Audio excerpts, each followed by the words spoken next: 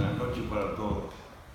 En realidad la profesora Gorcoy no necesita presentación de clase alguna, por lo conocida que es en el mundo europeo y en nuestra región. Es catedrática de Derecho Penal de la Universidad de Barcelona, tiene publicaciones que han sido decisivas, diría yo, en la evolución de la dogmática de nuestro tiempo, particularmente una obra enjundiosa sobre la culpa y los criterios de imputación del resultado, otra obra anterior en el tiempo, según creo, sobre los delitos de peligro. Ha trabajado enormemente la dogmática penal, por supuesto ha participado en maestrías y cursos de posgrado, que dirige, coordina, y además, como buena andarina, cuando puede viene acá hacia el sur a darnos, aunque sea un día de su tiempo, y tomar contacto con ustedes. Yo quiero resaltar también, porque me parece de orden hacerlo, que amén de su valor científico, la profesora Gorcoy siempre ha dado una mano cada vez que alguno de nuestros jóvenes docentes o estudiantes quería ir, y acá hay testigos presenciales en esta sala, quería ir a hacer algún posgrado a Barcelona. Siempre nos ha dado una mano y siempre se ha portado muy afectuosa y cariñosa con esta pequeña comunidad científica uruguaya. De manera que, agradeciéndole nuevamente que se haya hecho una escapada entre Buenos Aires y Santiago para venir por un día a Montevideo, sin más preámbulos, les cedo la palabra y les garantizo que ustedes van a tener el privilegio de escuchar una conferencia de muy alto nivel. Bueno, pues muchísimas gracias, Gonzalo, muchas gracias, Germán. Cuando te presentan así, luego ya te entra un complejo que ya te irías a la calle porque dices, bueno, ¿y qué voy a hablar yo ahora? Y además esta vez pues quedé con el profesor ayer que hablaría de imprudencia. Entonces, bueno, pues voy a intentar dar algunas pinceladas sobre ello y en todo caso la idea sería que luego hubiese preguntas, ¿no? O sea, sería la idea. Porque claro, en una sesión, una conferencia, hablar de imprudencia en media hora, 3/4, pues es complicado. Entonces, pues sería de tratar de dar algunas pinceladas. Me estuve mirando el Código Penal uruguayo, que mantiene todavía una concepción causalista, habla de concausa, y bueno, no pasa nada, pero que solamente lo comento en el sentido de que a lo mejor alguna cuestión pues, puede chocar en relación con el derecho positivo, lo entiendo, pero bueno, yo voy a hacer el planteamiento como más global de la imprudencia, que es lo que se defiende más en la mayoría de códigos. También es cierto que voy a hablar de imprudencia, no de culpa. A ver, puede ser una cuestión lingüística, de lenguaje solamente, de palabras, pero yo creo que es importante porque en el momento que a partir del finalismo con Belsel la imprudencia y el dolo pasan de la culpabilidad al injusto, pues creo que la idea es hacer desaparecer el concepto de reproche, el concepto de culpa en el sentido de culpabilidad, y por tanto esa concepción más normativa o totalmente normativa de la imprudencia ubicada en el injusto tiene más sentido hablar de imprudencia. Incluso pues en alemán el Fahrlässigkeit sería más imprudencia, el Schuld sería más culpa, y en general, ¿no? Es cierto que la mayoría de códigos penales latinoamericanos siguen hablando de culpa y yo siempre tengo que explicar esto y decir, no voy a hablar de imprudencia, pero realmente en principio sería lo mismo. Lo que pasa es que si ubicamos la culpa, imprudencia, la culpabilidad es lo que cambia todo.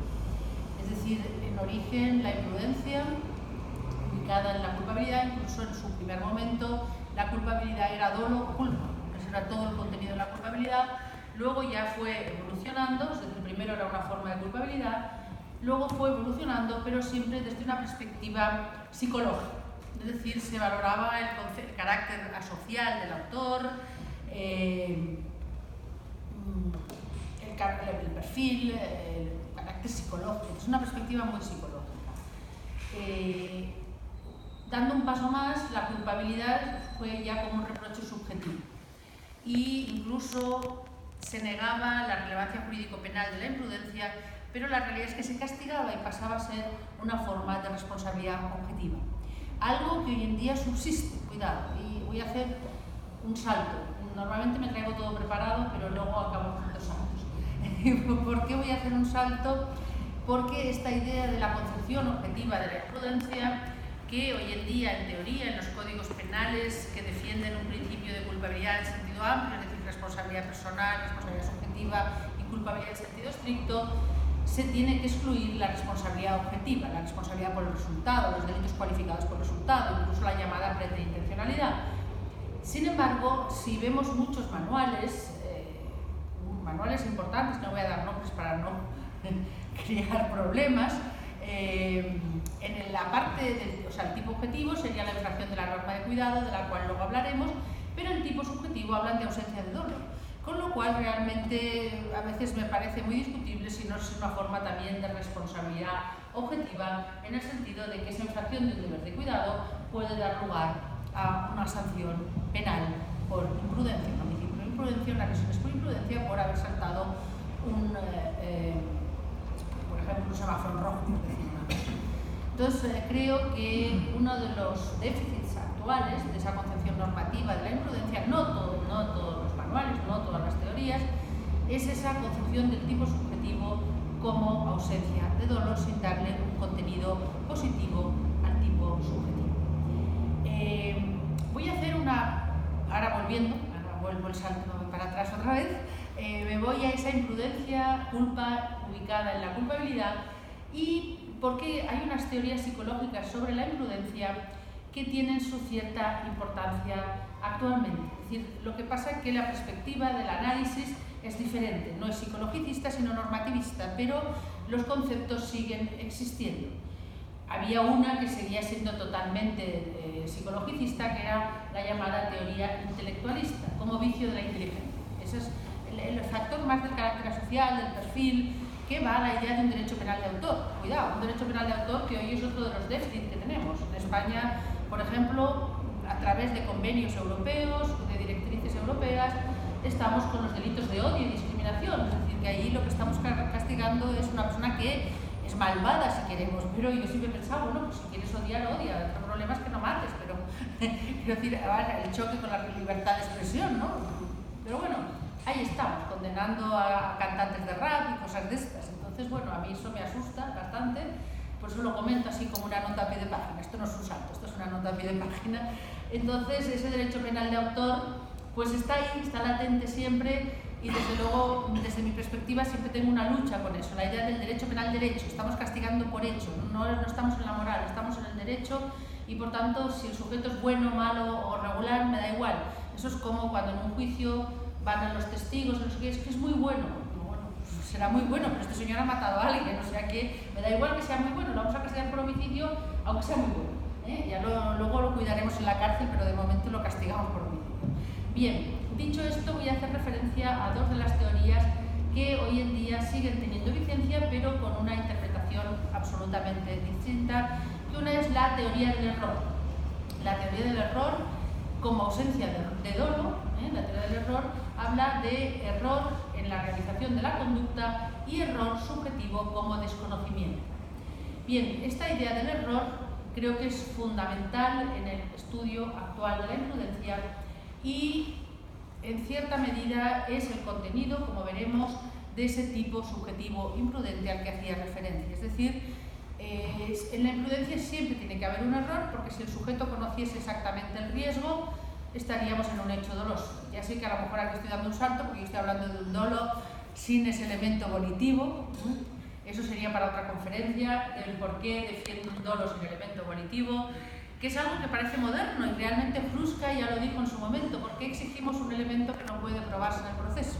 Es decir, que parece que estamos haciendo algo nuevo y no sé qué, y realmente es una cosa tan antigua que no sé por qué no acabamos de creernos que eso de lo que el sujeto quiere pertenece a su interno y no lo podemos probar en el proceso. No es un problema de prueba en un juicio determinado, que eso es una cuestión de prueba en el proceso. Es un problema de que si el acusado tiene derecho a no confesar, a no declararse culpable, y nuestro Tribunal Supremo ha dicho a mentir, porque así como el testigo puede no declarar, allí el acusado tiene que declarar, y por tanto yo siempre pongo el ejemplo más tonto. Si le digo, usted estaba allí, si se calla, no sé si en Uruguay se dice esa frase, ¿no? Pero el que calla otorga. Es decir, ¿qué tiene que decir? Yo no estaba allí. Es decir, clarísimamente tiene que mentir, porque si no, está declarando contra sí mismo. Bueno, esto también es como un añadido, pero realmente ¿cómo lo vamos a probar? ¿La vamos a torturar? A ver qué quería, no lo vamos a torturar. Es decir, no. Y incluso la confesión del acusado no es prueba de juicio, y lo cierto es que hay confesiones que son falsas por razones muy diversas. Allí le llamamos comerse el marrón, no sé si aquí queda muy feo eso, pero bueno, en todo caso es algo que existe, no es una cosa teórica, es algo que existe. Por tanto, creo que es importante esa idea de que el dolo sea conocimiento. Si acaso luego en las preguntas me pueden preguntar sobre qué es el dolo, que es uno de mis temas preferidos. Bien, tengo que hablar pasado mañana en Santiago. Bien, la otra teoría a la cual quería hacer referencia y que también hoy en día sigue siendo actual, repito, desde la otra perspectiva normativa, es la teoría de la previsibilidad. En la teoría clásica, psicologicista de la culpa, de la imprudencia, esa previsibilidad era una previsibilidad subjetiva, en el sentido de el sujeto con ese carácter asocial, ese sujeto descuidado, esa era la idea de la previsibilidad. Hoy en día, cuando hablamos de previsibilidad, estamos hablando también de tipo subjetivo. ¿El sujeto tenía el deber de prever? Esa es una cuestión esencial, es una pregunta que nos tenemos que hacer, que va unida a la idea de el error era vencible o invencible. Y esas dos preguntas son lo que forman parte del tipo subjetivo imprudente. A partir de ahí comienzan las teorías normativas de la imprudencia, algunas de ellas todavía ubicadas en la culpabilidad. Estoy haciendo una síntesis total, que me perdonen el que sepa mucho, porque allí veo que alguno del máster de Barcelona se está riendo, porque esto allí dura algo así como 10 horas, y aquí lo vamos a hacer en 3/4 de hora, pero bueno, quiero dar esas pinceladas de las cosas que me parecen más relevantes, ¿no? Bien, ese deber de cuidado como elemento de la culpabilidad se veía también como un cuidado individual, también un deber de cuidado, pero siempre desde esa perspectiva del sujeto. Y además la imprudencia se veía como crimen-culpa, es decir, como un delito de imprudencia, es decir, un único delito de imprudencia en el que se castigaba luego con el resultado de muerte, lesiones, daños o lo que fuera, pero era el delito de imprudencia. Esto creo que está superado y hoy en día hablamos de crimen culposo, o sea que hay delitos que se cometen por dolo y otros por imprudencia. Desde luego en España es curioso, eso es otra nota a pie de página, que originalmente, antes del llamado Código de la Democracia, que es más duro que el anterior, excepto en los delitos políticos, vamos a ser sinceros, pero en lo demás, y esto es comprobable porque durante un tiempo, mientras estaban en vigor, pasaron hechos que se juzgaban del código anterior, el acusado tenía derecho a a elegir el código que creía que le era más favorable. El 90 y pico % de los casos se juzgaban con el código anterior. O sea, esto es un dato objetivo, no es valorativo. Bien, con todas las prevenciones de los llamados delitos políticos. Aparcado eso, si hablamos de homicidios, hurtos, drogas, todos los delitos comunes, ahí la situación era esta. Y en la imprudencia, curiosamente, no me he olvidado que estoy hablando de la imprudencia, en la imprudencia había también un único delito de imprudencia. La jurisprudencia decía que era el artículo 565 que decía cuando los hechos anteriores se cometan por imprudencia se castigarán con una pena inferior en 1 o 2 años. Bueno, en principio eso se criticó, principio de taxatividad, etcétera, etcétera. Bueno, una crítica que me parece correcta. Y realmente la jurisprudencia había limitado enormemente los tipos en los que cabía la comisión imprudente y prácticamente era homicidio, lesiones, incendios, daños, algunas falsedades. Curiosamente, el delito de prevaricación administrativa estaba castigado por imprudencia y en este código se ha quitado. Cuando tenemos hasta la financiación del terrorismo por imprudencia. Es decir, tenemos todo por imprudencia y curiosamente ese artículo que estaba se ha quitado. Digo curiosamente, le pongo ahí comillas, cada uno que lo entienda como quiera, pero ese es el único que ha desaparecido y se han multiplicado los delitos que se cometen por imprudencia. Es decir, se castigan muchos más delitos ahora por imprudencia de lo que se castigaba con ese crimen culpa que se había limitado por parte de la jurisprudencia. Bien, a partir de Belsel, como he comentado, la imprudencia pasa de la culpabilidad al injusto, y al igual que el dolo, evidentemente. Lo que pasa que Yo creo que, al igual que el dolo, sigue manteniendo esos elementos volitivos, esos elementos que eran propios del dolo en la culpabilidad, no del de los malos, aunque hay algunos autores, por ejemplo hay una autora, Yamila Fagouri, que es española, palestina y está en Colombia, pero bueno, independientemente, ella defiende llevar también el dolus malus al injusto. Bueno, solo lo comento como una idea. Realmente eso no es lo que me preocupa. Lo que me preocupa es que muchas veces el dolo mantiene esas concepciones psicologicistas, incluso en algunas teorías muy modernas sobre el dolo. Entonces eso es algo que siempre está por ahí. Y en la imprudencia lo que pasó es que esa crítica que he hecho, que a veces era responsabilidad objetiva, en cierta medida, como también he dicho, al pasarlo al injusto, también en cierta medida sucede así. Porque no podemos olvidar que el finalismo siempre habla de acción final, de intención. Por tanto, para el finalismo la imprudencia era como una piedra de zapato, no sé si eso se entiende, es decir, era algo que no le gustaba. Aunque curiosamente Belser pues tiene un planteamiento que yo creo que choca con su teoría, pero que a mí me parece muy positivo. Incluso yo lo incluí en mi trabajo sobre imprudencia, aunque en algunas traducciones de Belser no se introdujo esto. Por ejemplo, en la que hace Cerezo, yo creo que no se olvidó ni nada, sencillamente no le gustaba, porque Belser hace una diferencia, y aunque él habla de acción final y como una estructura ontológica, etcétera, etcétera, etcétera, que no voy a entrar ahora, luego en la imprudencia distingue dos grupos de casos. Distingue los supuestos en que el sujeto tiene el control sobre el riesgo y los que no lo tienen. Y dice que en los supuestos que el sujeto tiene el control sobre el riesgo, cabe, aparte del error clásico de la imprudencia, un error sobre la capacidad de evitación.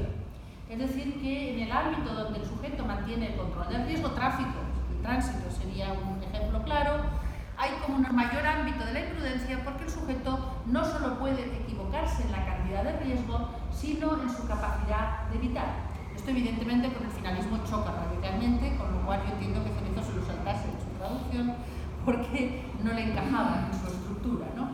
Bueno, no sé por qué hablo tanto, pero quiero decir por qué me meto con la gente. Eso me costó la enemistad de Cerezo durante 20 años. Finalmente acabamos muy amigos, pero me costó la enemistad durante 20 años.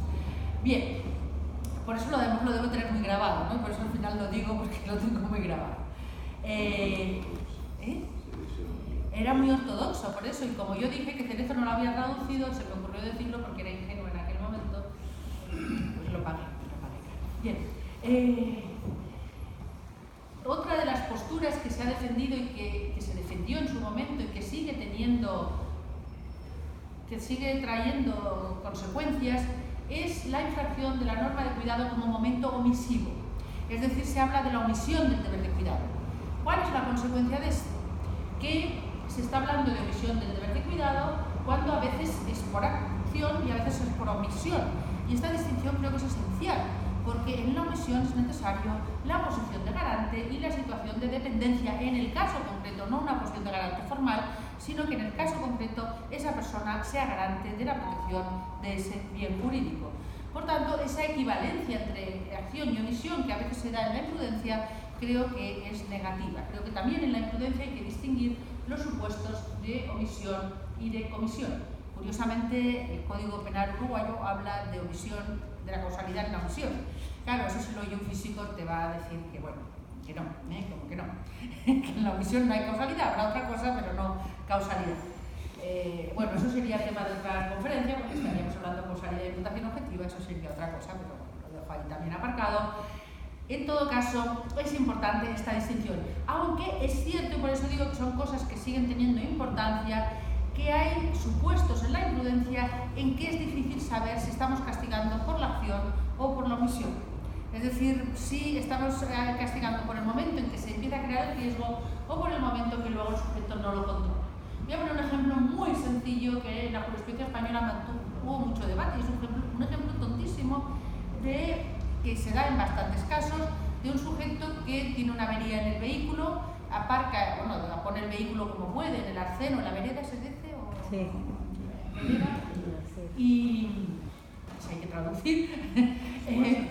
Se entiende, ya no sé, pero por si acaso, ahora que Roma lo ha traducido del mexicano al español. Bueno, no sé si eso lo saben. Bueno, bien, ahora perdón que esta introducción.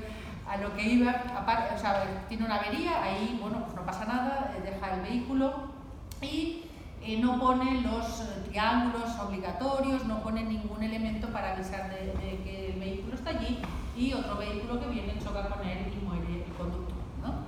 Bueno, ¿aquí qué le estamos castigando? Yo creo que por la avería no. Realmente eso es acción o es omisión. Le estamos castigando porque no ha puesto lo dejo ahí, para que alguno me conteste si quiere, ¿eso es acción o es omisión? ¿Por qué le estamos castigando? Bien, ya entrando directamente en las teorías normativas de la imprudencia se concibe como infracción de deber y, siendo más concretos, como infracción de la norma de cuidado.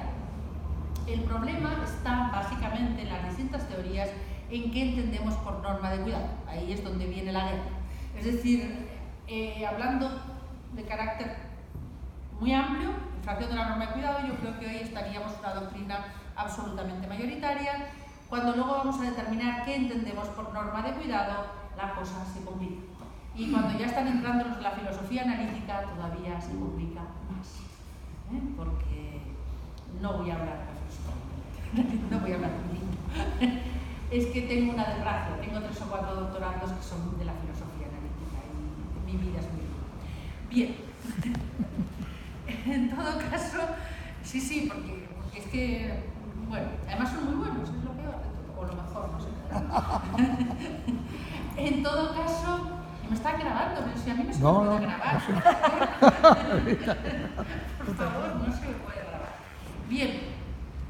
Luego pasará por ahí, porque aquí hay algunos que se conocen y bueno, vale, pues. Bien, sigamos. Por tanto, el problema estará en qué es esa norma de cuidado. Antes de definir lo que yo entiendo por esa norma de cuidado, voy a plantear cuál es el fundamento del castigo de los delitos imprudentes. Es decir, ¿por qué castigamos los delitos imprudentes? Pues creo que la idea que podemos centrar es la idea de lesión de un bien jurídico e infracción del deber de cuidado. Y lo que se plantea es por qué hay una menor gravedad respecto de los delitos dolosos. ¿Cuál es el fundamento de la menor gravedad de los delitos dolosos? Bien, primero tenemos que partir, ahí parto de cuál es mi concepción de la teoría del delito y voy a hacerla muy rápidamente porque por supuesto es discutible como cualquier otra concepción. Yo parto que la función del derecho penal es la exclusiva protección de bien jurídico. Soy consciente que actualmente es la crisis del bien jurídico, pero claro, a mí cuando me hablan del daño, digo, bueno, si le llamamos daño es porque habrá algo dañoso, porque si no, ¿cómo hablamos de daño, no? Y cuando hablamos de la vigencia de la norma, ni siquiera voy a comentar. Entonces, porque claro, entonces no podemos criticar la norma, es decir, tenemos la norma, cumplimos la norma y ahí estamos, ¿no? No hay una posibilidad de discusión al respecto. Por tanto, yo parto de ahí y además parto de que la norma jurídico-penal es una norma de determinación, no una norma de valoración, es decir, una norma que establece prohibiciones y mandatos. Que la valoración, ¿dónde está? La valoración es previa. La valoración tiene que ser previa para que legislemos esa norma, para que creemos, para que establezcamos esa norma de determinación. Pero la valoración es previa, desde mi punto de vista. Por lo tanto, no vamos a valorar el hecho, sino que lo vamos a castigar porque el sujeto ha infringido esa norma de determinación, que trata de motivar al ciudadano para no cometer delitos, para no lesionar bienes jurídicos, hablando en otra terminología. Bien, a partir de esa postura, más sintética no la podía hacer, a partir de esa postura, ¿por qué castigamos menos el injusto imprudente? Hay algunos que hablan de la menor gravedad del hecho imprudente por menor peligro para los bienes jurídicos. Bueno, yo creo que esto es relativamente discutible o bastante discutible, porque es cierto, claro, el ejemplo que ponen, si alguien le dispara al otro es más fácil que si le apunta y le dispara, es más fácil que lo mate que si está jugando con la escopeta, evidentemente, es así. Ahora bien, si analizamos qué puede pasar, por ejemplo, con un vehículo que adelanta en curva y choca con un autobús que van 60 personas, ya la consecuencia que nos planteamos es otra. Y si analizamos a nivel estadístico y planteásemos un derecho penal puramente utilitarista, por ejemplo en España desde luego mueren mucho más en tráfico que en homicidios y asesinatos dolosos, pero muchísimo, no es proporcional en absoluto, estaríamos hablando de 1000 contra 10.000 aproximadamente. estamos hablando de unas proporciones absolutamente diferentes. Por lo tanto, yo creo que ahí, a nivel de un caso en concreto, es así, pero estamos hablando en conjunto. ¿Por qué castigamos menos los delitos imprudentes en general? Creo que esta postura no es la más adecuada. La otra postura es la menor gravedad del hecho imprudente por menor gravedad de la infracción de la norma jurídico-penal como norma de determinación. Y yo creo que esa es la idea, es decir, cuando yo soy consciente de que estoy poniendo en riesgo un bien jurídico, mi infracción de esa norma de determinación tiene una mayor fuerza que cuando realmente lo que tenía es el deber de saber que podía lesionar ese bien jurídico. Yo creo que desde la perspectiva de la norma de determinación está claro el por qué castigamos menos los hechos imprudentes. Bueno, ahora desde la filosofía analítica, a partir de ahí dicen que la imprudencia es imputación extraordinaria y que hay que acudir a la sobriedad en Haydn, pero bueno, eso lo dejo para otro momento, porque en el fondo están hablando de acto libre en causa, que en su momento ya habló de ello Kaumann. Es que claro, a veces habría que leer un poco más, pero bueno, el Gonzalo también está de acuerdo conmigo en que habría que leer un poco más, porque parece que se está haciendo una teoría muy novedosa y resulta que si miras un poco para atrás, pues no es tan novedosa, aunque la terminología sea diferente, evidentemente la terminología es diferente, pero el contenido no tanto. Bien, vamos al punto, desde el punto de vista central, ¿cuál es el concepto de norma de cuidado? Es decir, pues estamos diciendo que el hecho imprudente es infracción de una norma de cuidado. ¿Y cuál es este concepto de norma de cuidado? La norma de cuidado es una norma penal, y como tal prevista en los tipos penales. Ahora, el deber de cuidado es el que infringe esa norma de cuidado. Es decir, la norma de cuidado que dice prohibido matar, prohibido lesionar, imprudentemente o dolosamente. Es decir, yo parto que el tipo objetivo es igual en el hecho doloso que en el hecho imprudente. Lo que cambia es el tipo subjetivo.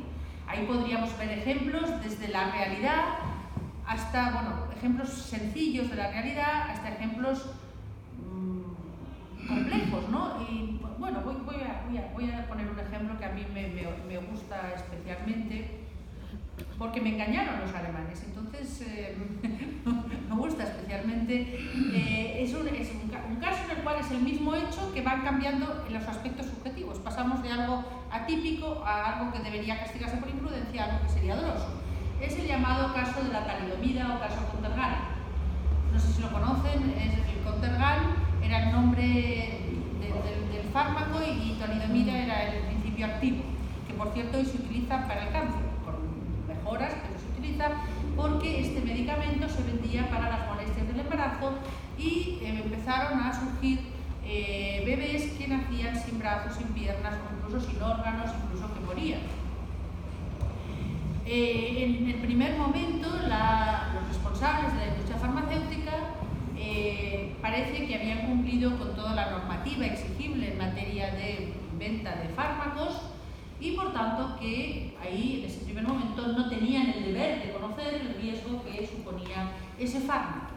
Hay un segundo momento, estoy simplificando evidentemente, claro, es mucho más complejo, y esto incluso llega a un tribunal civil alemán, y hay un segundo momento en que ya hay estas dudas, hay esta situación, y sin embargo ellos siguen vendiendo y siguen produciéndose estas muertes y lesiones. Yo, desde mi punto de vista, ahí habría ya unos hechos imprudentes, porque ahí claramente ellos tienen el deber de asegurarse, el deber de no vender. ¿Cuál es el deber de cuidado? No hay un único deber de cuidado, puede ser asegurarse o cambiar la composición o no vender, me da igual, pero realmente no pueden seguir vendiendo porque ellos no pueden desconocer el riesgo. Pero es que hay un tercer momento en el cual hay una doctora, una médica, no sé qué decir médico, médica, me da igual, una médica norteamericana que hace un informe muy serio del por qué se estaban produciendo estas situaciones y lleva este informe por supuesto se conoce en Alemania y se conoce también en Estados Unidos, y en Estados Unidos prohíben la venta del medicamento.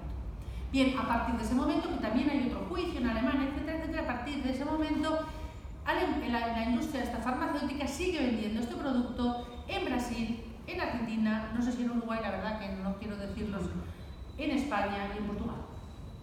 Es decir, no lo venden en Alemania, pero lo venden en terceros países. ¿Eso cómo lo calificaríamos? dejo ahí. Lo dejo ahí. El hecho es el mismo, venta de un medicamento que ha ido cambiando.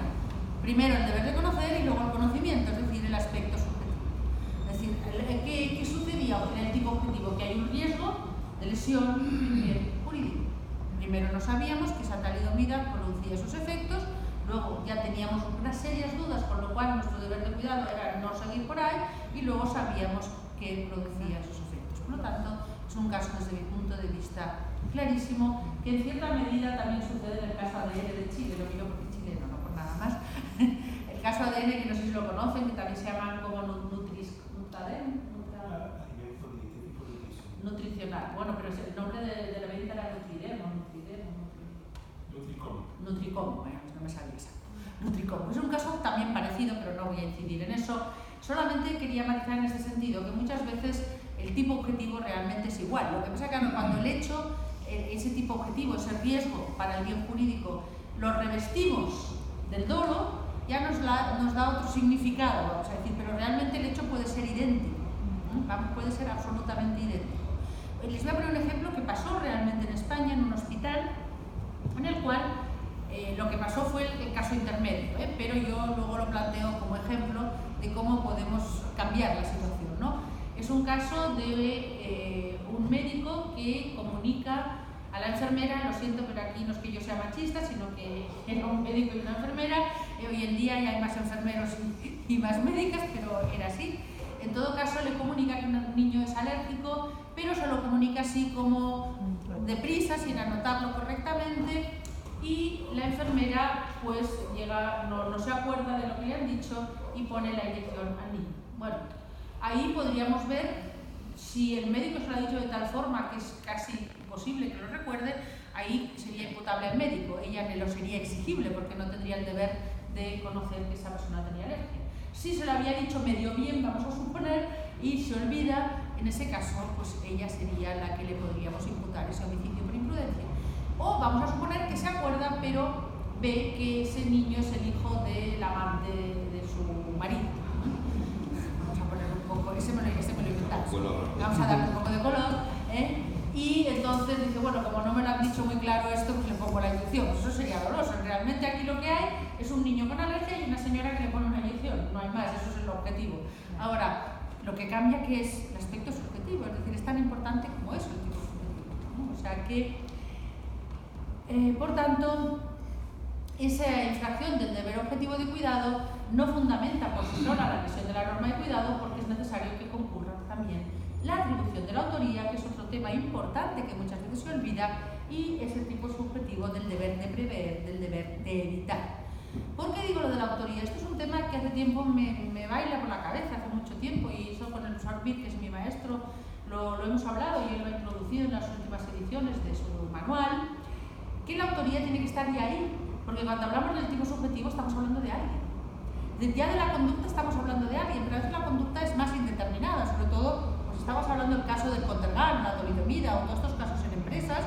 Bueno, pues sabemos el riesgo, pero a quién se lo imputamos tendremos que ver quién tiene la competencia sobre ese riesgo, quién tiene el dominio, según la teoría que defendamos, ¿no? Pero cuando hablamos del tipo subjetivo ya tenemos que haber puesto una cara, porque si estamos hablando que el sujeto conocía o que el sujeto no conocía, o tenía el deber de prever o no tenía el deber de prever, le hemos tenido que poner nombre, si no, no podemos hacer nada. Y eso yo creo que es un déficit de los manuales en general, porque si miramos los manuales, ¿qué pasa? Tipo objetivo, tipo subjetivo, caso de justificación, tentativa, no sé, comisión por omisión, y luego la autoría. La autoría allí queda perdida. Yo eso lo recuerdo siempre y siempre lo comento, lo siento, hay anécdotas que lo siento, pero las repito porque bueno, las tengo dentro. Y con el profesor Silva, cuando éramos becarios y éramos realmente imprudentes, hicimos un manual de prácticas de derecho penal parte general y nos estudiamos todos los manuales, todos los tratados que había, y entre ellos el de Jiménez de Asúa, que tiene, no recuerdo si son 8 o 9 tomos, ya no recuerdo exactamente, 6, bueno, ya le he puesto un poco más, da igual. Pero son muy gordos, sí. Pero vale como 15. Ocupaba una estantería entera. Y nos pasamos una semana buscando la autoría y no está. Les reto a que encuentren la autoría de Jiménez de Asúa, no está.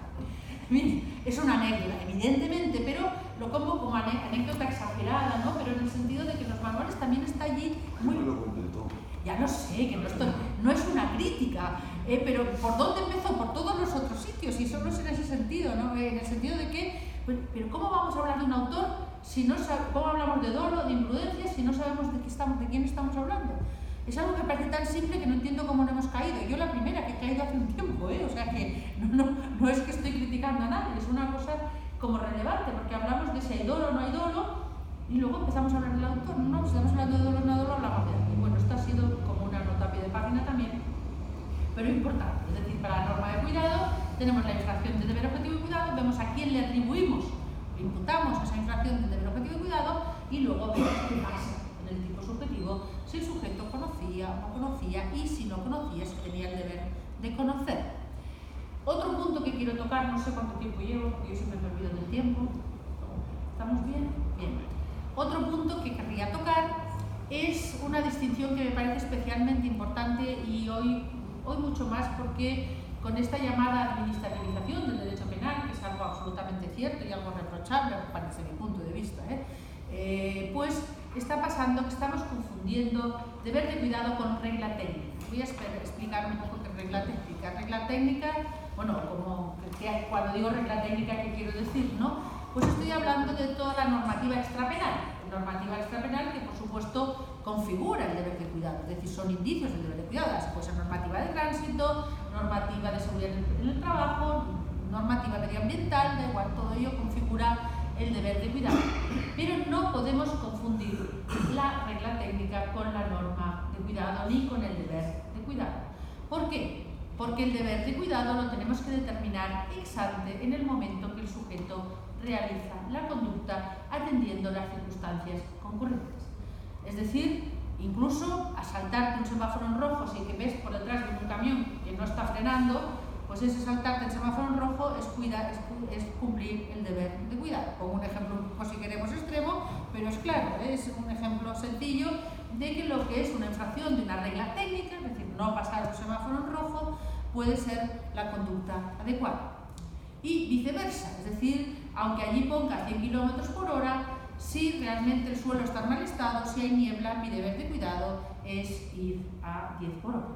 Y ahora voy a poner otro ejemplo que me apasiona a mí en relación con cuál es el deber de cuidado, que es el caso del ciclista o el camionero. Supongo que algunos lo conocen, otros no. Es un caso de las llamadas conductas alternativas adecuadas a derecho, que desde mi punto de vista están planteadas de una forma en gran medida discutible. Iba a decir errónea, y hoy estoy muy democrática, estoy muy diplomática, muy moderada. Estoy realmente que no me conozco.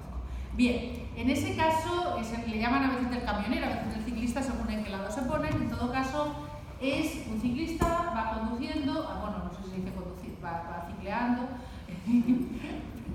pedaleando, y parece que va borracho, y el camión que va detrás le adelanta a 1 metro de distancia, cuando la regla técnica dice que hay que adelantar a 1,5 metros. Bien, ¿cuál es el planteamiento tradicional por la doctrina alemana de este caso? Allí parece ser que se prueba que, vamos a partir de que se prueba, que el ciclista, al adelantar a 1 metro, el ciclista cae, es arrollado por el camión y muere. Y se prueba que aunque hubiese adelantado a 1,5 metros, igualmente hubiera sido arrollado y hubiera muerto. ¿Por qué digo que y absuelve? Allí están confundiendo deber de cuidado con regla técnica automáticamente, que yo no digo que en algún caso sea cierto, pero vamos a suponer que ese ciclista que va borracho va haciendo cosas extrañas. Es decir, va pedaleando y hace así. ¿Cuál es el deber de cuidado del camionero? No adelantar. Claro, la regla técnica es un indicio claramente y puede ser determinante, pero no es el deber de cuidado. El deber de cuidado lo tenemos que determinar en el caso. Yo en este caso no lo sé porque nadie se molestó en analizar eso, porque lo hicieron desde esa perspectiva absolutamente formal, regla técnica, deber de cuidado. Por tanto, creo que eso es algo importante y hoy en día especialmente importante por esa idea de la, vamos a decir, administrativización. Nosotros ya tenemos un delito que se considera iuris et de iure, que es imprudencia temeraria, conducir a una determinada velocidad en zona urbana y a otra determinada velocidad en zona interurbana o con un nivel de alcohol. Bueno, yo eso no digo que sea un indicio y que es un indicio muy relevante, pero entiendo que eso no puede ser una imprudencia temeraria porque se haya esa infracción de la regla técnica. Y como eso nos está pasando en muchos ámbitos, nosotros tenemos en el ámbito medioambiental, tenemos artículos que son copiados de la ley administrativa, copiados literalmente. Residuos, por ejemplo, depósitos. Eso creo que no puede ser. El derecho penal es un derecho penal material, es decir, tiene que ser que en el caso concreto probemos que esa conducta es idónea para lesionar bien jurídico. Y nos olvidemos de la regla técnica, que por supuesto es importante, no estoy discutiendo su importancia, y que por supuesto la tenemos que tener en cuenta, y que en la prueba, en el proceso, va a ser importante o determinante, pero creo que tenemos que hacer un planteamiento diferente de equiparar deber de cuidado a regla técnica. Porque además tenemos la idea del riesgo permitido, es otro elemento importante en el ámbito de la imprudencia, porque la imprudencia en general, los delitos imprudentes, en su gran porcentaje, en su gran absoluta casi mayoría, se cometen en ámbitos de utilidad social, es decir, en ámbitos que existe un ámbito de riesgo permitido. Es decir, en el tráfico sabemos que aunque se cumpla la normativa, pues va a haber lesiones y muertes, es decir, que lo permitimos por adecuación social, por utilidad social. Es decir, ahí hacemos un coste-beneficio y entendemos que, aunque exista un riesgo, lo autorizamos por su utilidad social. Por tanto, todo eso son elementos que tenemos que tener en cuenta. Y luego hay algunos principios que voy a mencionar rápidamente porque no quiero tampoco extenderme demasiado, porque he dicho que podría haber preguntas y creo que es un momento que puede ser interesante. Aquí están todos aguantando mi discurso, pues que me puedan gritar también, pues ahí estoy como un mártir esperando. Bien. Los principios a los que quiero hacer referencia, uno de ellos, por ejemplo, es el principio de confianza.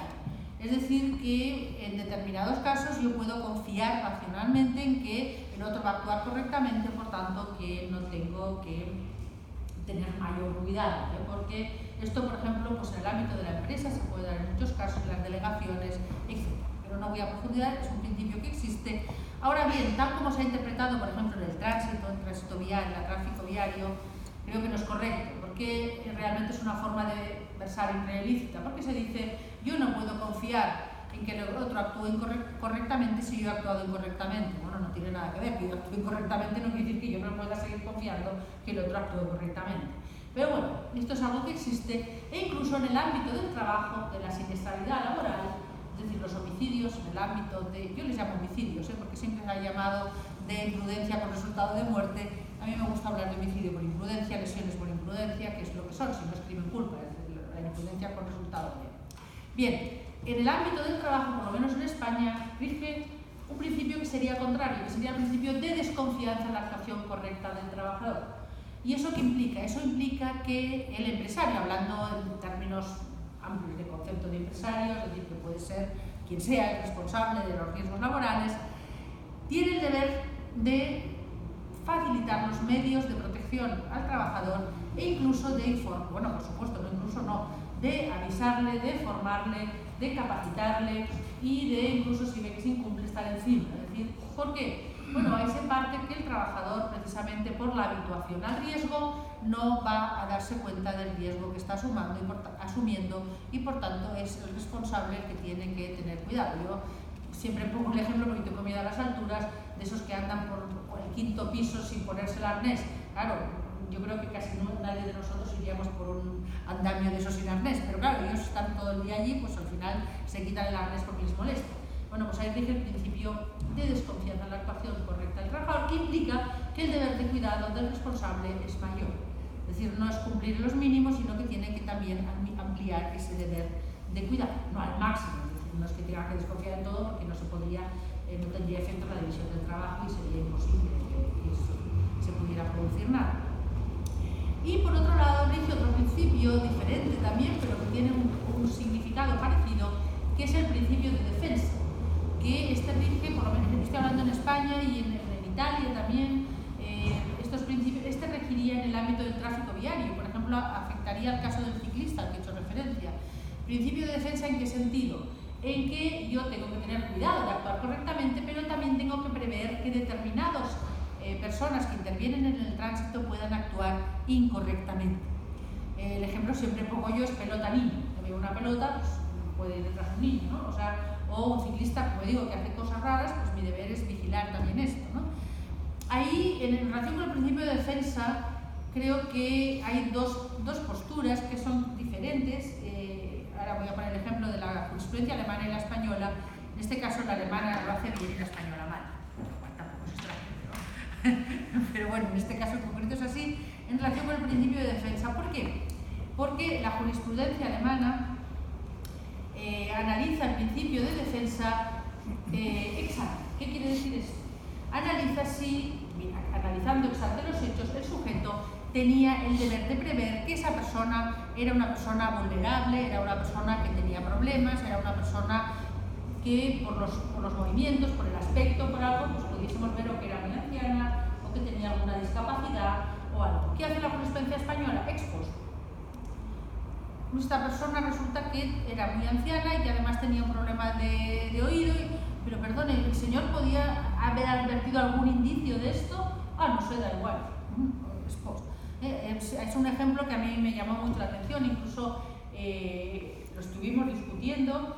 Es un caso que en la autovía de Castelldefels, la autovía que sale de Barcelona hacia la playa, la autovía muy concurrida, como se puede pensar, y es una autovía que en teoría no tiene que cruzar las personas, porque es autovía, no tienen unos puentes para cruzar, etc. Y hay una señora que está en la vereda, parada, y hay un señor que en lugar de ir a 100 km/h va a 110. Es cierto que infringe la regla de cuidado, pero el hecho es que la señora, cuando está a su altura, sale y la atropella.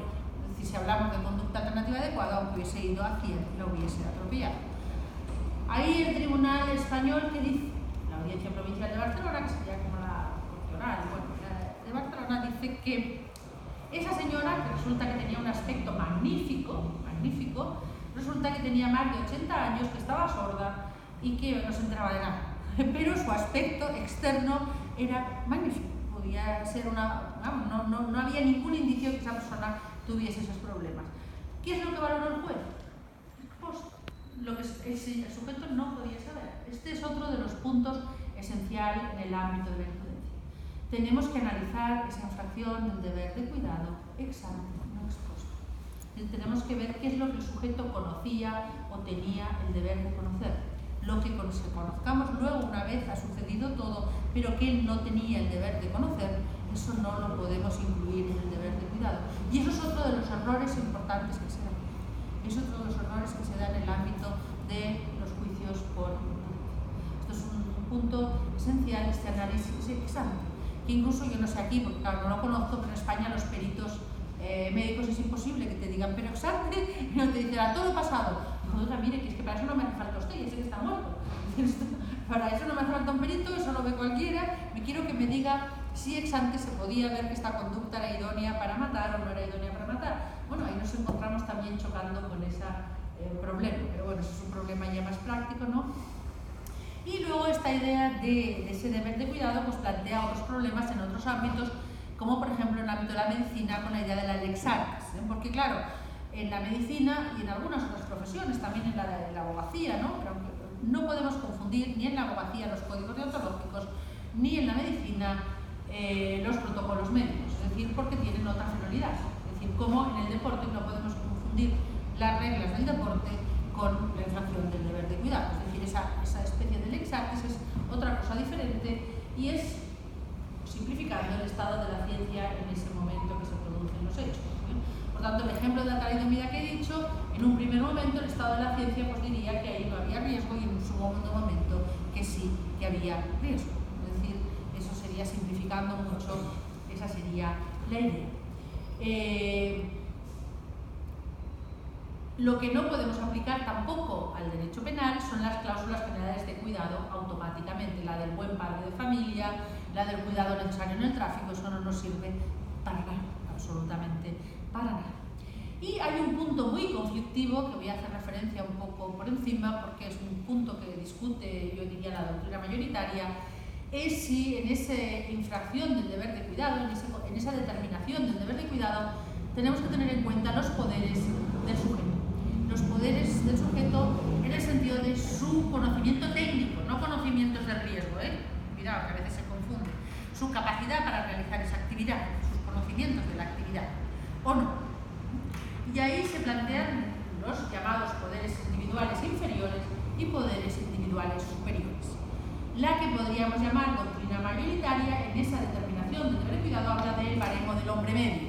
Yo creo que será lo que prácticamente es la doctrina mayoritaria, aun cuando ya luego el baremo del hombre medio se va, vamos a decir, perfilando, ¿no? Y se va diciendo hombre medio, cirujano, no sé qué, especialista. Claro, al final casi son como esas plazas de oposición que salen con un perfil que mejor podían poner el nombre y los apellidos, ¿no? Que ya no hace falta. Bueno, yo siempre recuerdo, esa es otra de las cosas que cuento siempre, lo siento, pero es que me encanta, una plaza que salió. Aragón es una comunidad pequeña y en España, y salió una plaza que además no tenía nada que ver el perfil de la plaza con lo que tenía que hacer el señor, pero era de especialista en filatelia aragonesa. Es una cosa como de chiste, porque es que a mí me hizo tanta gracia que dije, bueno, y aquí no nos condenan por prevaricación, bueno, pues no nos condenan por prevaricación.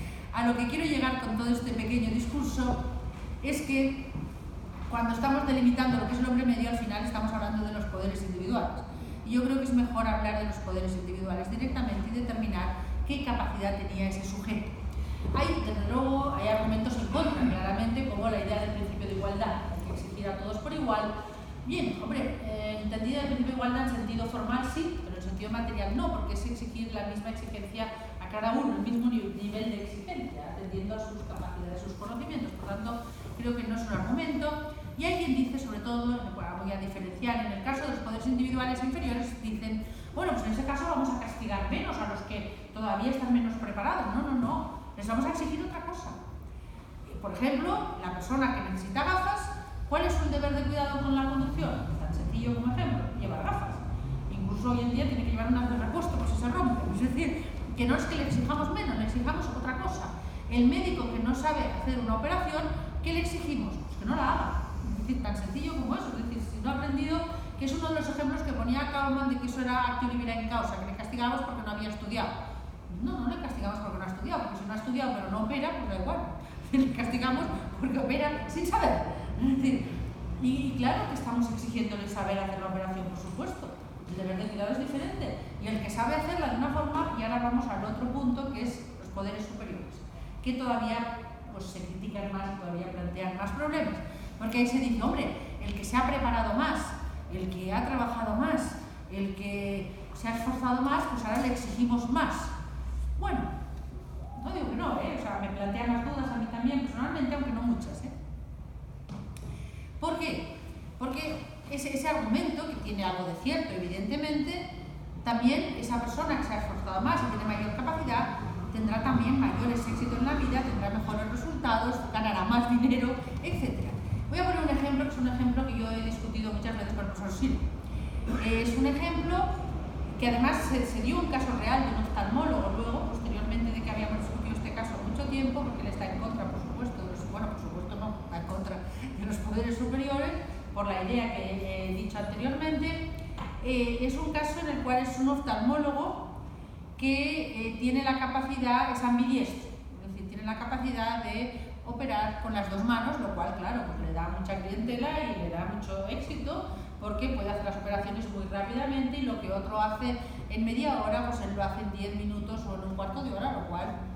Bien, pues este sujeto en la seguridad social normalmente opera en media hora y en la tarde en su clínica opera en un cuarto de hora. Hasta ahí, mientras no pase nada, bueno, no pasa nada. El caso que se dio es un caso en el cual al cirujano le advierten que esa persona, una señora mayor, si tiene mucho rato de anestesia puede sufrir un aneurisma y bueno, pues quedar allí o inválida, vamos, o con muerte cerebral o morirse directamente, que es lo mismo. Pero bueno, en todo caso él dice que le da igual, que él opera pues como opera siempre, como el cirujano medio oftalmólogo y que por tanto, y la señora muere. Yo dejo ahí el caso, para que cada uno piense lo que quiera. Es decir, cuidado, yo estoy hablando que ese caso, y es que esto es imprudencia o es dolo, pero lo dejo ahí así para la discusión. Bueno, a este sujeto le exigimos tanto, ¿no? Le estamos exigiendo el mismo esfuerzo, que él sabe más, sí, que él tiene mayor, ni siquiera saber, tiene capacidad, es decir, porque puede utilizar las dos manos. Le estamos exigiendo más esfuerzo, ¿no? Estamos exigiendo lo mismo que al otro. Es decir, pero bueno, ya digo que es el tema más conflictivo, sobre todo el de los poderes superiores, por esta idea del principio de igualdad. De los poderes inferiores, la crítica no tiene sentido porque no quiere decir que le permitamos matar imprudentemente. Estamos diciendo que su cuidado es diferente, nada más.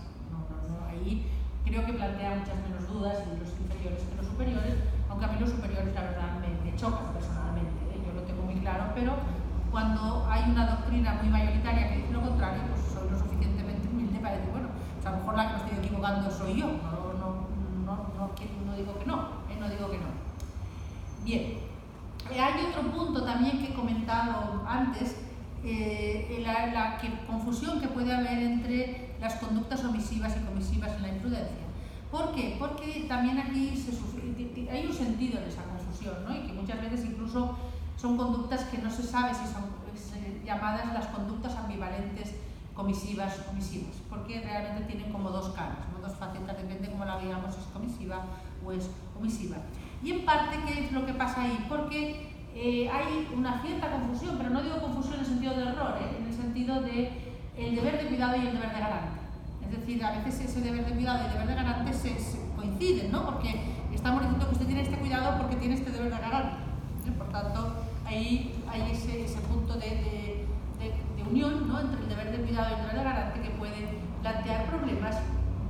Aquí sí que hay que tener siempre una cosa en cuenta, que es ese deber de vigilancia que tiene un garante en la protección de determinados bienes jurídicos, no puede ser absoluto. Y ahí hay un criterio del profesor Bill que me parece súper válido y que no se ha trabajado suficientemente, que él dice que no es suficiente la posición de garante, sino la situación de dependencia en el caso concreto.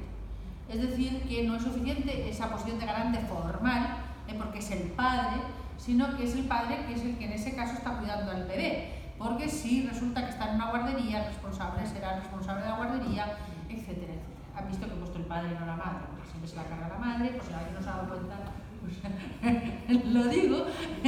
Bien, no me quiero alargar mucho y bueno, voy a comentarla solo muy por encima. Estoy tranquila. Que no me gusta aburrir a la gente, yo el delito de torturas me parece muy grave y digo, llegar a escuchar a alguien hasta no sé qué hora, pues entra en el límite, ¿no? Bien. Hay un punto conflictivo que no debería nombrar porque rompe todo esto que he dicho también estructurado de injusto y la culpabilidad, que es que determinados casos de inimputabilidad pueden afectar a la existencia de dolo, entendida como conocimiento en el sentido que estamos hablando todo el tiempo. Voy a ponerles un ejemplo, es un ejemplo real, una sentencia de la Audiencia Provincial de Barcelona que luego fue anulada, casada por el Tribunal Supremo y tuvo una resolución diferente del Tribunal Supremo. Yo estoy de acuerdo con el Supremo, no con la Audiencia Provincial de Barcelona. En este caso es una señora que tiene un déficit cognitivo, déficit de inteligencia, tiene una edad mental de unos, no me acuerdo ahora, la verdad no quiero mentir y no me acuerdo exactamente, vamos a poner de 9 años y tiene un bebé. Entonces está cuidando al bebé y el bebé llora, llora, llora y ella pues para intentar calmarlo le da biberones de agua hasta que ve que en un momento determinado el bebé se está ahogando, lo lleva a un hospital y el bebé muere. La Audiencia Provincial de Barcelona le condena por parricidio, ahora ya no lo tenemos, pero en ese momento teníamos el parricidio doloso, con una eximente incompleta de semi-inimputabilidad. Esto va al Tribunal Supremo y el Tribunal Supremo dice que es un homicidio imprudente. Y basa la idea del homicidio imprudente porque esa señora es conocimientos, en realidad es conocimientos inferiores, es decir, pero no es tanto los conocimientos inferiores, sino que es otro concepto de conocimiento, es el conocimiento del riesgo. Es decir, ella por su déficit cognitivo no advirtió lo que hubiese advertido otra persona y hubiese sido doloso. Ahora, se le está diciendo que tenía el deber, por lo menos pues, su deber de cuidado podía ser tener a alguien más, no tener el bebé ella sola, haber llamado a alguien, haber ido antes al hospital, es decir, no se niega que tenía un deber de cuidado, pero sí se niega que ella actuase dolosamente porque desconocía el riesgo inherente a su conducta. Es decir, incurría en un error sobre el riesgo, es decir, su conocimiento era defectuoso en base a su defecto cognitivo. Es un tema conflictivo porque rompe la estructura de la teoría del delito, ¿no? Que nos gusta que sea como muy limpia y ordenada, ¿no? Y esto pues rompe, pero yo creo que hay que ponerlo en evidencia porque puede ser así. Incluso, esto lo plantea Vincucci, estoy 100% de acuerdo, un niño de 2 o 3 años, ¿podemos hablar de conducta humana? voluntaria en el sentido clásico de comportamiento humano como presupuesto del delito. Es decir, el niño que le pone, el bebé, bueno, 3 años, que pone la almohada a su hermanito, ¿no? Porque lo odia, evidentemente, claro. Ya no es el rey de la casa, entonces es normal que le odie, ¿eh? Y ahora que castigamos el odio, habría que castigar también al niño por tener envidia del bebé. Bueno, eso es conducta humana voluntaria. Lo dejo también como pregunta, lo digo hasta... Bueno, sí, claro, es una persona, eso no estoy cuidado, no estoy diciendo que no sea una persona, estoy diciendo esa idea que hablamos humana en sentido de racionalidad. Hay racionalidad en un niño de 3 años. Bueno, pues esto lo dejo ahí, Bien, vamos al deber subjetivo y con eso termino. Esa idea que he planteado al principio de que no nos podemos quedar en esa infracción del deber de cuidado como creación de un riesgo o no control de un riesgo idóneo para lesionar bien jurídico penal, ¿de acuerdo? Sino que tenemos que darle un contenido a ese deber subjetivo de cuidado, a ese tipo subjetivo, equivalente al dolo. Bueno, equivalente, es decir, mientras el dolo, no voy a entrar en la discusión, luego si quieren entramos, es conocimiento exacto del riesgo, la imprudencia supone un error. ¿Por qué un error? Porque el riesgo objetivamente es idóneo para lesionar el bien jurídico. Si no hay un riesgo idóneo para lesionar un bien jurídico, no tendríamos que ir al tipo subjetivo. Y voy a entrar en otro ejemplo que se pone, un ejemplo académico. A mí en general los ejemplos académicos no me gustan, siempre pongo ejemplos de la jurisprudencia. Es el ejemplo de aquel que dispara una escopeta a 10 kilómetros cuando es una escopeta que no puede matar a 10 kilómetros. Si no puede matar a 10 kilómetros no lo va a matar, es decir, habrá muerto por otra cosa, es decir, no, es ilógico ese ejemplo. Y al final se dice, hombre, que si principio de insignificancia, que si no, pero bueno, el hecho que sea doloso lo castigamos igualmente. Bueno, este ejemplo a mí, yo lo que creo realmente, si el riesgo no era idóneo para lesionar un bien jurídico, objetivamente da igual que quisiera matar o no. Estaríamos castigando una intención, estaríamos hablando de una tentativa irreal. Y si se ha muerto es que no era irreal y había otra cosa, que ese ejemplo está mal, simplificando enormemente. Es decir, vamos a suponer que alguien intenta envenenar con azúcar, pero no tiene ni idea que el azúcar puede ser malo para los diabéticos, ni que esa persona es diabética. Bueno, pues eso sería una tentativa irreal si le da un shock de estos diabéticos. O sea, que el tipo objetivo es el fundamento, es decir, la creación del riesgo, no control del riesgo, y a partir de ahí es cuando tenemos que entrar en si hay una infracción del deber subjetivo de cuidado. Y yo creo que la distinción entre, sobre todo, dolo eventual y culpa consciente, que es la discusión eterna, ¿no? Y no está acabada, ni estará nunca acabada, y las soluciones que pasan por crear una figura intermedia, yo siempre digo, bueno, ahí lo único que conseguiremos, que en lugar de discutir entre dolo eventual y culpa consciente, discutiremos entre dolo eventual, reglas, que es lo que pretenden copiando de los anglosajones, e imprudencia. No nos vamos a solucionar mucho. Yo creo que ahí en su caso, en esos casos límites, habría que tener el juez un arbitrio para imponer la pena pues, en su grado mínimo si lo califica como dolo o en el máximo si lo califica como imprudencia. Yo creo que eso se tiene que determinar a partir de la pena, ¿no? Pero una vez hemos determinado si es doloso o imprudente, eso es lo que hay y no nos compliquemos más la vida. Creo. Por tanto, ¿qué será ese deber subjetivo de cuidado? Bueno, yo hablo de cognoscibilidad. ¿Qué quiere decir cognoscibilidad? Deber de conocer. Es decir, solamente puede haber infracción del deber subjetivo de cuidado cuando el sujeto tenía el deber de conocer. También podríamos hablar de tener el deber de prever. En el fondo es equivalente. Recuerdan que he hablado de la previsibilidad subjetiva como elemento de la imprudencia cuando estaba en la culpabilidad. Bueno, pues aquí estamos otra vez en lo mismo. Es la idea de deber de prever, pero normativizado. Es decir, aquí no entramos en la mente del sujeto. La diferencia sustancial de ese dolo o imprudencia en la culpabilidad o en el injusto, que en la culpabilidad estamos hablando de estados mentales, estamos hablando de algo psicológico, y aquí estamos hablando de algo normativo. Estamos diciendo, este sujeto en estas circunstancias tenía el deber de prever. Me da igual lo que él diga, nos diga, deje de decir, atendiendo estas circunstancias concurrentes, este sujeto tenía el deber de prever, es decir, tenía el deber de conocer que su riesgo era idóneo para lesionar un bien jurídico.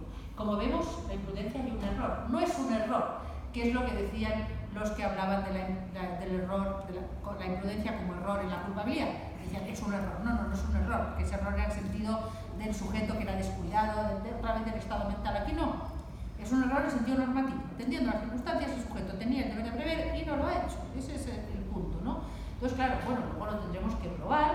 Y aquí creo que tenemos un elemento que nos puede servir, que lo utilizamos en otros casos y que aquí no se suele utilizar, porque realmente este error del que estamos hablando es un error de tipo. Lo que pasa es que si vamos a la definición clásica de error de tipo, es error sobre la concurrencia de un elemento esencial del tipo. Cuando hablo así es como, repito, ese latiguillo que tenemos todos así. Bien, claro, ¿qué sucede? He dicho antes que el 90% de la imprudencia es en homicidios y lesiones. ¿Qué sucede en estos dos tipos? Que son delitos resultativos, es decir, el que matare, el que lesionare, es decir, que no tenemos ningún elemento típico, con lo cual no podemos hablar de error de tipo, porque no tenemos elementos esenciales del tipo. ¿Cuál es el elemento esencial del tipo? El riesgo idóneo para lesionar un bien jurídico, ese es el elemento esencial del tipo. Por tanto, lo que estamos hablando aquí que en la imprudencia es un error de tipo. En el tipo subjetivo, pues el tipo subjetivo es el error de tipo, evidentemente. Si hablamos de error de tipo, es porque hay tipo objetivo, pero el sujeto incurre en un error. Pues aquí es lo mismo, es absolutamente lo mismo.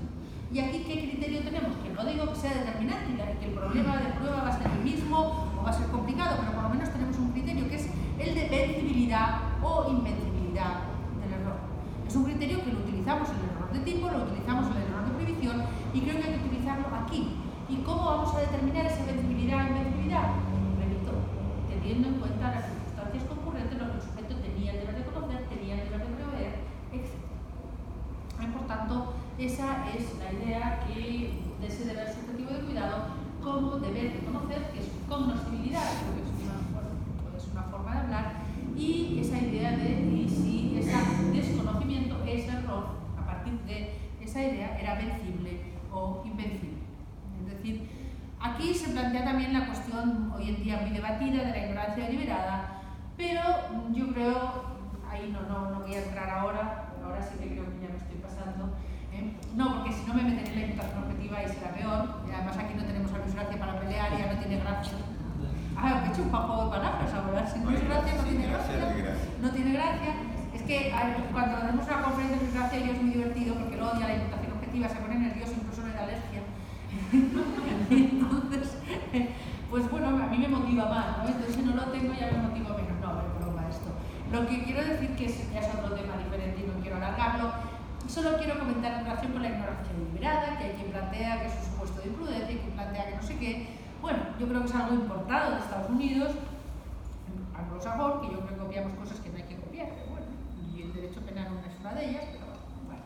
En todo caso, esta ignorancia deliberada, la traducción yo creo que tampoco es correcta, y entonces aquí, si hablamos de algo deliberado, eso tiene algo que ver con la imprudencia, el concepto deliberado, eso más bien tiene que ver con el dolo intencional, es decir, con el dolo intencional.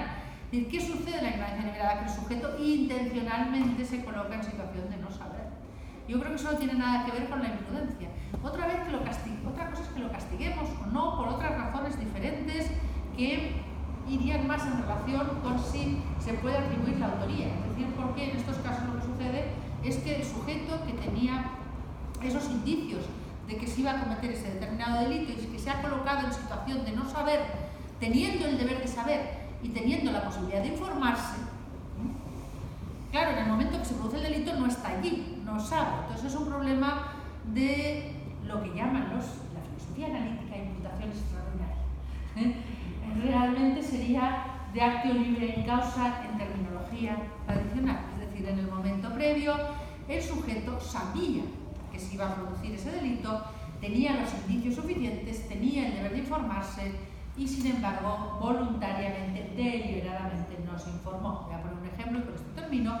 Es la primera sentencia que se condenó por ignorancia deliberada en España en un caso de blanqueo.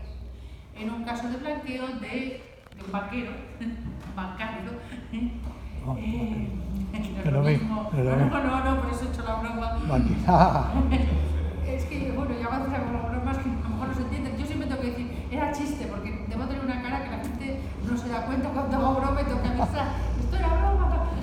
Bueno, en todo caso, este señor le llega un cliente que más o menos lo conocía del banco, es un señor que ni tenía nómina, ni tenía nada en la cuenta, ni se sabía en qué trabajaba, y le viene con 500.000 euros. Y, bueno, no le pregunta nada, no le dice nada, ingresa los euros y ya está. Bueno, ahí, evidentemente, este señor está en una posición presunción de deber de saber, tiene el deber de saber. Eso, hay indicios, con lo que he dicho, suficientes, ¿no?, para que se tenga que informar. Y además la ley de lavado de activos le obliga a informarse y además puede informarse. Evidentemente que no tiene el deber de buscar un detective privado para saber, pero tiene un mínimo deber o un máximo deber de informarse. ¿Esto es ignorancia deliberada? Creo que es una tontería. Esto es doble. Pero bueno, eso